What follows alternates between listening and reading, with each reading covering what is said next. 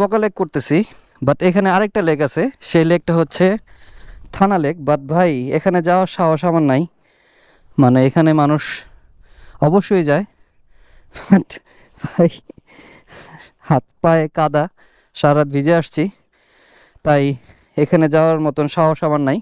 But এটা একটা lake, আমরা যাচ্ছি বগা লেক, বাট এখানে হচ্ছে এটা হচ্ছে থানা লেক, মানে পাশে হচ্ছে থানা, এই জন্য এই লেকটার নামকরণ করা হয়েছে হচ্ছে থানা লেক। তো বগা লেকের সাথে সাথে আপনার এখানে থানা লেকও পেয়ে যাবেন।